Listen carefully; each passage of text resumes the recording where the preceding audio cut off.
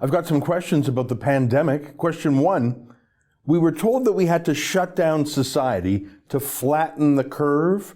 That didn't mean that no one would get sick. It meant that we would slow down the rate of people getting sick so it didn't happen all at once and overwhelm hospitals.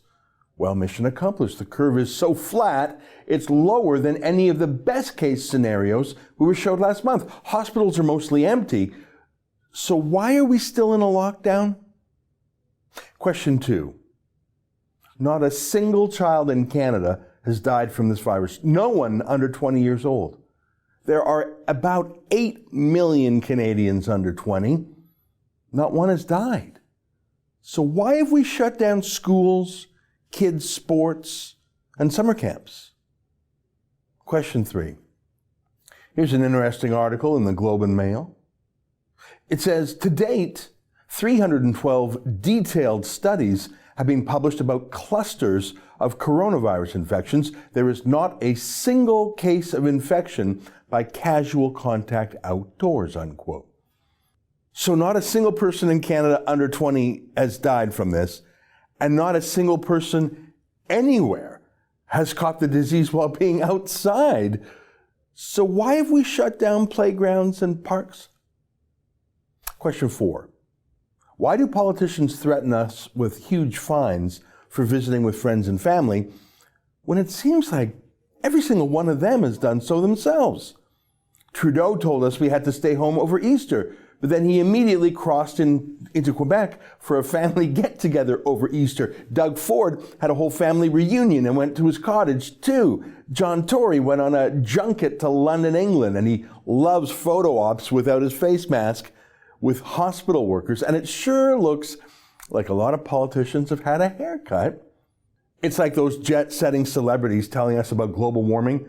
Why should we trust a word they say when their own actions say something different?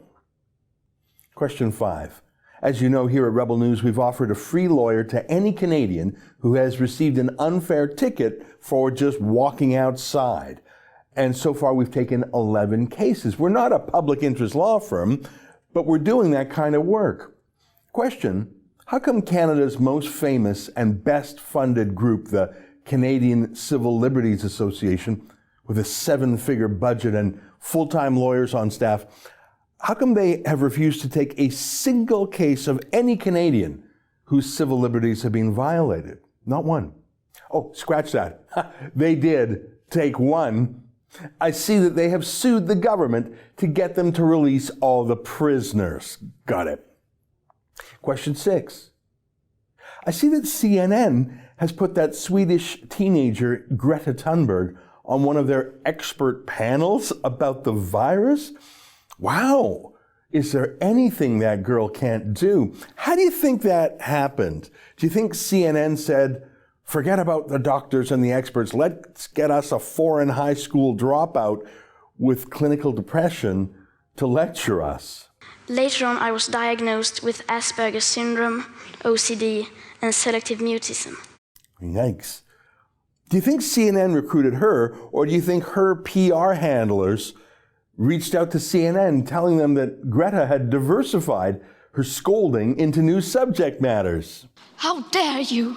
Question 7. Speaking of global warming, if this is how global experts from UN agencies with scientific models warn us about a crisis that they can't even predict correctly 2 weeks into the future, and while they're at it, they're crashing the economy and violating our civil liberties, why should we trust global experts with scientific models when they warn us about a crisis about global warming that they say will happen decades into the future, given that none of their models have come true over the past decades? Question 8. Justin Trudeau, alone amongst all the world's leaders, has chosen to stay at home during this whole crisis. He doesn't have the virus. He just chooses not to work. He's so unbusy, he actually offered to help children do their homework. Hey kids, I know we're all going through a difficult time right now, and it's not made any easier by the fact that you have to do your homework around the kitchen table. I think parents across the country are discovering a new appreciation for the incredible work that teachers do. Well, as a teacher, I want to help. How can a country with any self-respect find that acceptable? Question 9.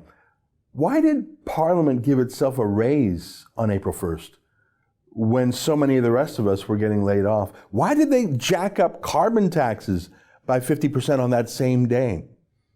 Have they no decency?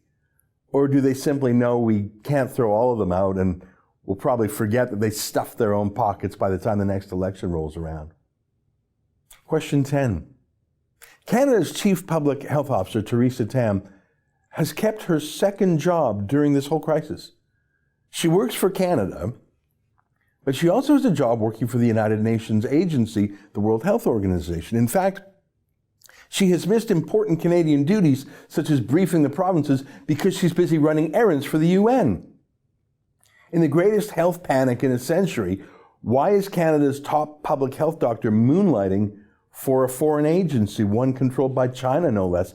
And when China's interests conflict with Canada's interests, which boss does she follow?